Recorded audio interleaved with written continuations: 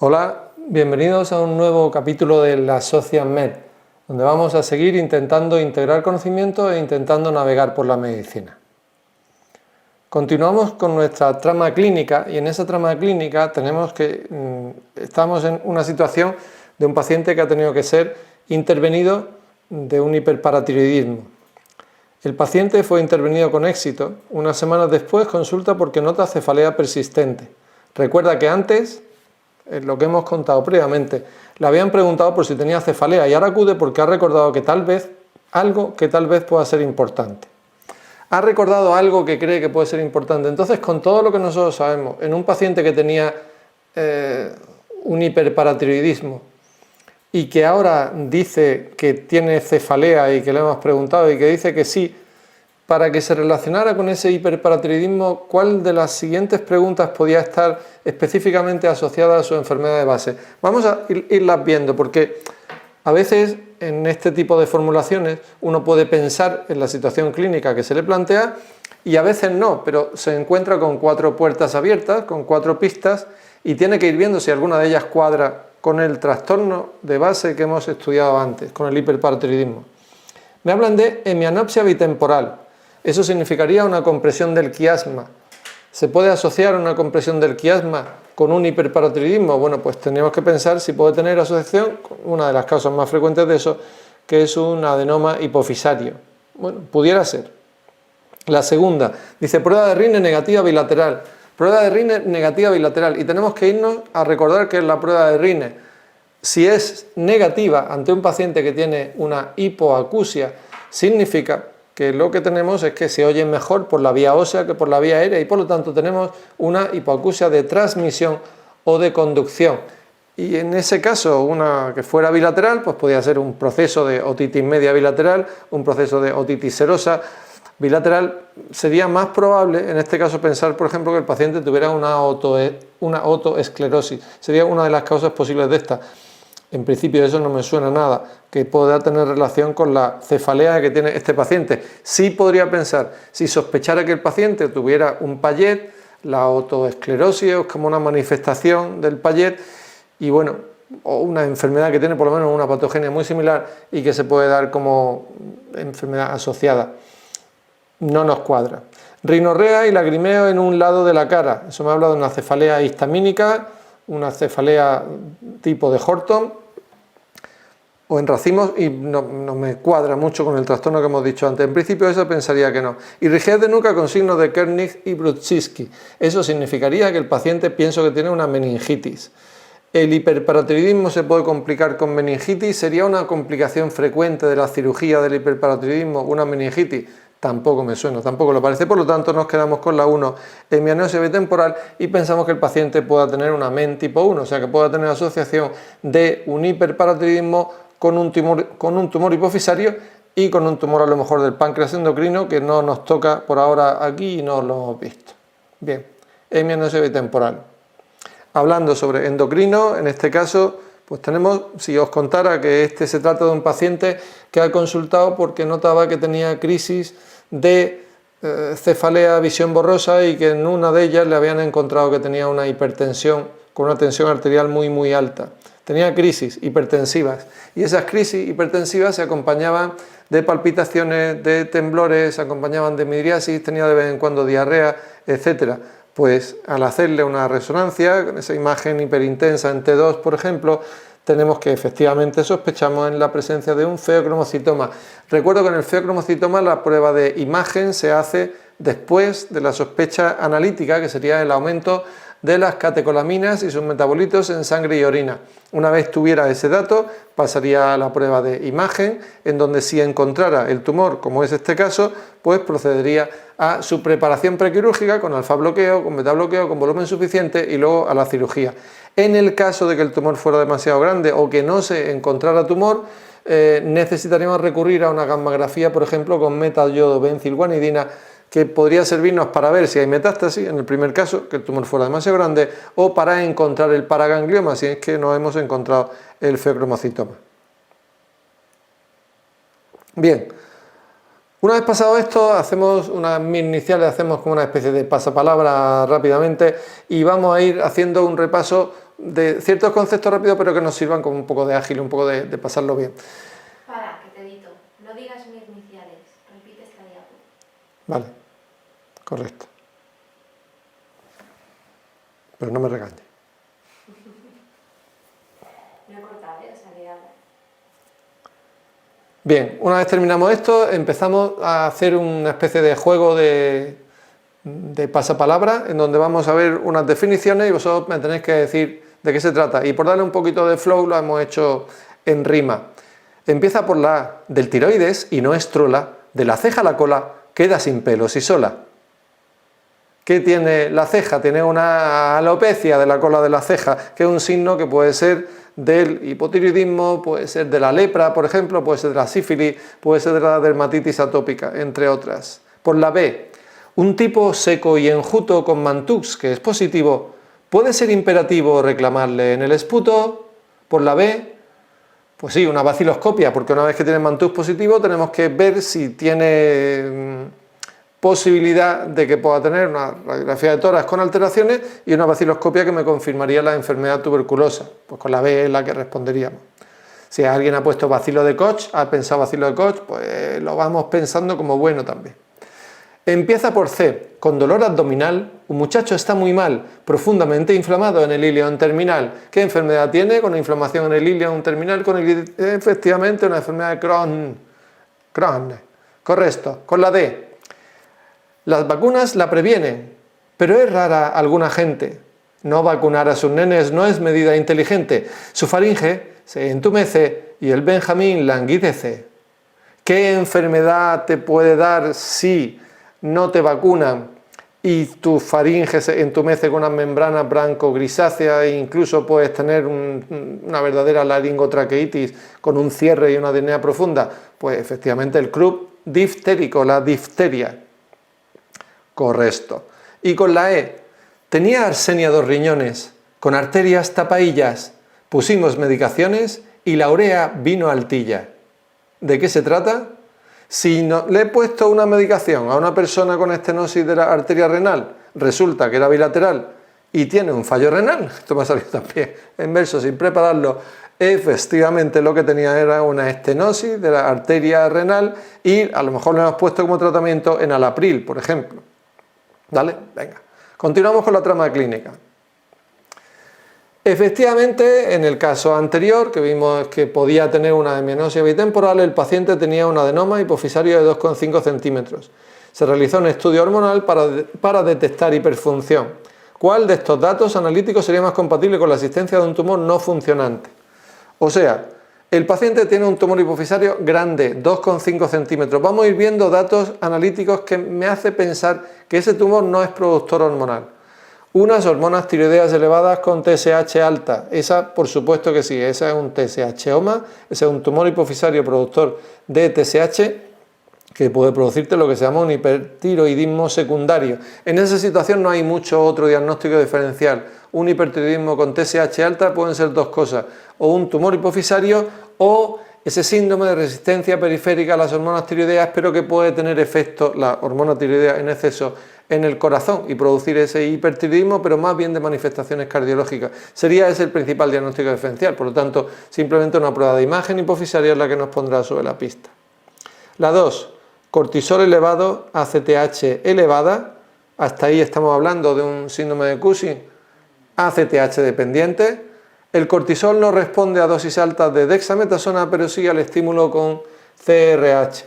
Bien, cuando nosotros tenemos un síndrome de Cushing que se ha diagnosticado por las pruebas iniciales de cribado, como son el cortisol en saliva, el cortisol en orina o la prueba de supresión rápida o débil con dexametasona, en ese caso pasamos al diagnóstico etiológico. ¿Cuál es la causa de? Si la ACTH está alta, tenemos dos posibles tumores, o el tumor hipofisario o el tumor pulmonar, o en general los productores de Cushing ectópico. Si la ACTH venía baja, es un tumor suprarrenal. Estamos ahora en un caso con ACTH alta, entonces vamos a diferenciar entre hipofisario o ectópico. La no supresión con dosis alta de dexametasona, en principio, pues podría tratarse de un tumor ectópico, pero también de un macroadenoma hipofisario que suele ser más difícil frenarlos. Pero sin embargo el estímulo con CRH solo es característico del tumor hipofisario. Recordad que las células del tumor hipofisario productor de ACTH son medianamente buenas personas y responden a su madre, le hacen caso a su madre, a la CRH en este caso.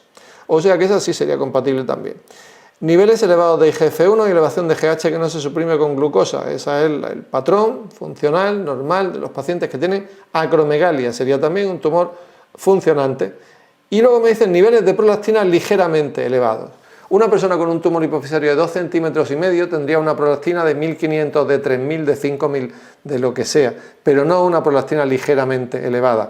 Si tiene esa situación, significa que ese tumor grande lo que está haciendo es comprimir el tallo hipofisario y producir una hiperprolactinemia porque está bloqueando la frenación con dopamina por parte del hipotálamo. O sea que esa es la que no sería compatible. No sería compatible con un tumor funcionante. El tumor seguramente no es funcionante, pero está produciendo hiperprolactinemia por compresión del tallo.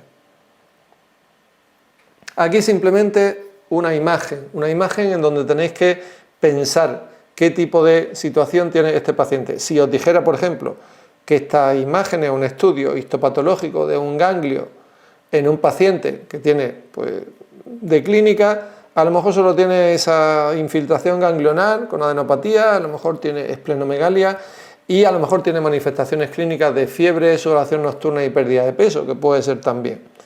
Se trataría, por lo tanto, de células linfoides, son células mononucleares, pero ¿qué es lo que nos llama la atención? Pues el citoplasma vacuolado, las vacuolas, y eso es un dato característico de un linfoma que tiene como marcadores, efectivamente, la translocación 8-14 y el oncogen c-MYC. Se trata de un linfoma de Burkitt, en cuyo tratamiento la ciclofosfamida es importante, aparte de otros fármacos también. Bien, hablando de esto, hablando del linfoma de Burkitt y de los genes que tiene y tal, vamos a hablar sobre la relación de los virus con la oncohematología. Aquí tenemos 4 virus que pueden producir enfermedades de oncohematología, ya sea leucemia, ya sea linfoma, ya sea otro tipo, y vamos a ver enfermedades que se puedan relacionar con ellos. El linfoma de cavidades, el carcinoma nasofaríngeo, o linfoma anaplásico o nasofaríngeo, como queráis llamarlo, la leucemia, el linfoma T y el inmunocitoma. El linfoma de cavidades, ese que puede ser típico linfoma que se pueda asociar, por ejemplo, con derrame pleural, tiene relación, como ya sabéis, con el virus herpes 8. O sea que ahí tendríamos esa asociación. El carcinoma nasofaríngeo, ese que se puede manifestar en un adulto con otitis serosa y con adenopatía unilateral y con parálisis de pares craneales, se asocia sobre todo, por supuesto, con el virus de Epstein-Barr. La leucemia linfoma T del adulto, de la que lo único que es necesario saberse es que, aparte de llevar leucemia por células linfoides atípicas, lleva también lesiones cutáneas tipo nódulos, úlceras, etcétera, de linfoma cutáneo, linfoma T, y que aparte se puede asociar con hipercalcemia y es más propio de climas tropicales. Se produce por un retrovirus, el HTLV1. Y el inmunocitoma, ese tumor que tiene un cierto parecido con los linfomas de células plasmáticas en conjunto, se relaciona con la infección con el virus hepatitis C. Bien, hablando de hematología, vamos a ver los tratamientos. He representado un bote de pastillas ahí, pero los tratamientos a veces pueden ser intravenosos, pueden ser intratecales, pueden ser por vía oral, pero tenemos que decir el nombre del fármaco o de los fármacos que vamos a usar en estas situaciones. Primer bote, cuando hay esa alteración ABL-BCR en genética molecular, ese cromosoma de Filadelfia, que suele ser lo que se veía más macroscópicamente, digamos, que realmente se corresponde con ese reordenamiento ABL-BCR, con mayor actividad tirosinquinasa. ¿Qué se trata? Pues el cuadro que lo puede presentar principalmente la leucemia mieloide crónica, aunque recuerdo que en las leucemias agudas también puede estar este ABL-BCR. Se trata con TINIP en general, imatinib, dasatinib, nilotinib, etcétera, pazopanib. El BCL1. El BCL1 es el marcador del linfoma del manto, sobre todo con la translocación 11-14. En el linfoma del manto, el tratamiento que vamos a hacer, como suele tener CD20, la pauta CHOP más rituximab. JAK2. JAK2, esa alteración genética que suele estar presente en los síndromes mieloproliferativos crónicos, distintos de la leucemia mieloide crónica. Por ejemplo, muy frecuentes en la policitemia vera y en la mielofibrosis. Concretamente en la mielofibrosis sí nos puede servir como diana para el tratamiento con ruxolitinib. En la policitemia vera normalmente solemos hacer tratamiento con flebotomías y a veces usamos también la hidroxiurea. La translocación 15-17, esa es la que condiciona una proteína quimérica PML-RAR-alfa, que es la que hace que las células respondan al ácido retinoico. Esta translocación 15-17 es la que se asocia con la leucemia promielocítica aguda o leucemia M3 y su tratamiento es con ácido retinoico, con ATRA y con trióxido de arsénico. Aquí hemos puesto el ATRA fundamentalmente. Los CDs del tenis, el 15-30, los demarcadores del tenis, el 25 que se cuela por ahí y el 30 son del linfoma de Hodgkin y esta enfermedad de Hodgkin se trata con la pauta ABVD. Y la alteración 13q-, esa lesión en el brazo largo del cromosoma 13, es la más frecuente de la leucemia linfoide crónica. Y en esta leucemia linfoide crónica, recuerdo CD5, CD19 y CD20, el tratamiento se puede basar, podemos dar dos fármacos de fludarabina, de rituximab y de ciclofosfamida. Esos tres combinados de dos en dos muchas veces y con algo para prevenir el síndrome de lisis tumoral, tipo alopurinol, febuxostat, rapuricasa, etc. Bichos y bichos. Vamos a relacionar bichos de animales con bichos de infecciones. Y aquí lo hemos puesto, pero nos hemos confundido. Estábamos ya un poco dormidos y no lo hemos puesto bien. Entonces tenemos que asociarlo correctamente. ¿La cabra tiene esplenomegalia y pancitopenia? No me suena. La esplenomegalia, la pancitopenia, la hipergamma-globulinemia, la monocitosis, la hiperpigmentación, muchas veces todas ellas son manifestaciones de la leishmaniasis. Y la leishmaniasis ya sabéis que se asocia con los perros, a PRT. Correcto. Neumonía con esplenomegalia. La neumonía con esplenomegalia se da en algunas situaciones, pero no son demasiado frecuentes. Esta neumonía con esplenomegalia en la fiebre Q, por ejemplo, puede estar, y puede estar también en ¿qué otra enfermedad? En la infección por clamidia o por clamidófila citacis, la citacosis, que tiene relación con loro, periquito, papagayo, cotorra, cacatúa, y nos vamos para el loro que está por aquí asociado. Neumonía con esplenomegalia, correcta. ¿Está bien puesta la orquitis en el perrito? Pues no, porque al perrito ya le hemos puesto esplenomegalia y pancitopenia. Orquitis espondilitis, aparte del cuadro de fiebre, de sudoración con olor como a paja húmeda, como se suele describir normalmente, aparte de la posible alteración, la posible valvulopatía, la posible meningitis, todas esas otras manifestaciones que puede tener la brucelosis o fiebre de Malta, que tiene relación con la cabra, como ya sabéis.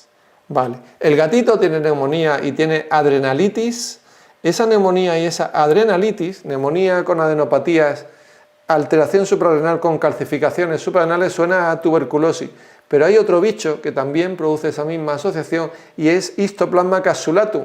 Y el Histoplasma capsulatum es el de las cuevas. Y en las cuevas, pues murciélagos, excrementos de otros pájaros y tal, son los que pueden transmitirlo. El murciélaguito se lleva el histoplasma. La corioretinitis y la mononucleosis nos suena a tosoplasmosis y todos sabemos que la tosoplasmosis tiene que ver con los gatos, que es el huésped intermediario. He puesto ahí corioretinitis, mononucleosis, pero también tenemos la encefalitis en los pacientes con infección VIH. Y nos queda por último la cistitis y el cáncer vesical y nos queda solo el caracol. ¿Qué relaciones tienen uno u otro? Pues que el caracol también puede ser huésped del esquistosoma hematobium y el esquistosoma hematobium es el que puede producir todo esto, cistitis con unas lesiones como geográficas, unas protuberancias en la vejiga con posible riesgo de litiasis y de cáncer vesical.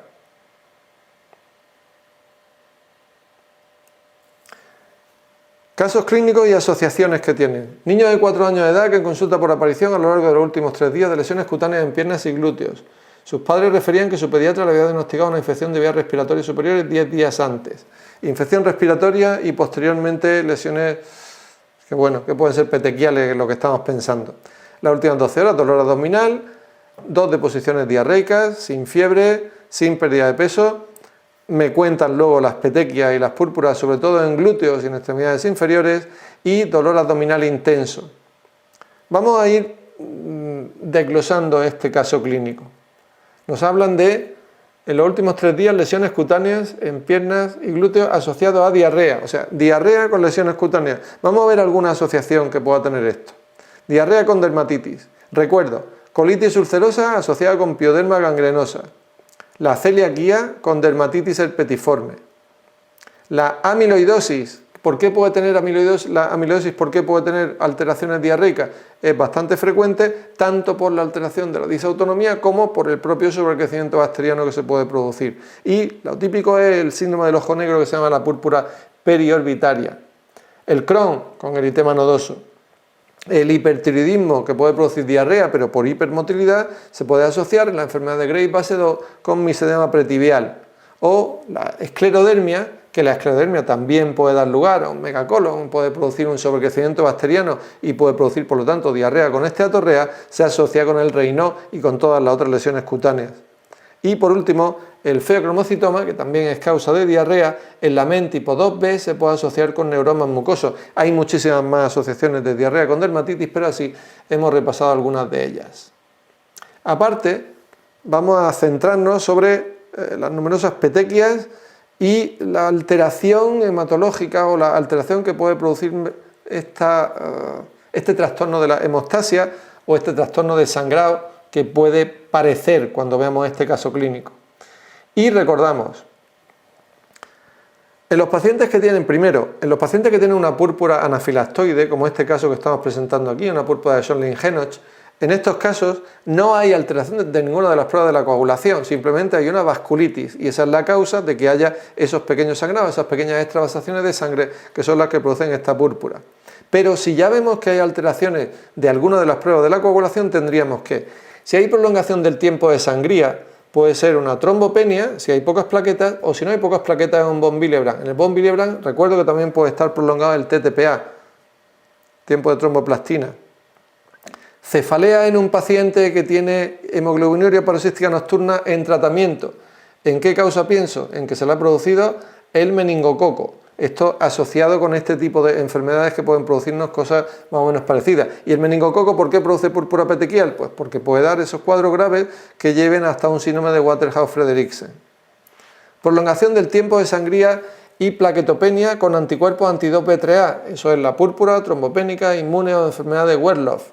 Es la que puede producir este cuadro, esa plaquetopenia de causa autoinmune y por lo tanto con anticuerpos anti-2B3A. ¿Y en qué cuadro pienso si hay un tiempo de sangría prolongado, una trombopenia, confusión y esquistocitos? Esa asociación me hace pensar, o sea, la trombopenia con púrpura trombótica y con esquistocitos por anemia hemolítica, pienso en una PTT, en este caso con clínica neurológica también como confusión. Y hasta aquí el asociamiento de hoy y continuaremos más adelante y espero que os haya sido muy útil.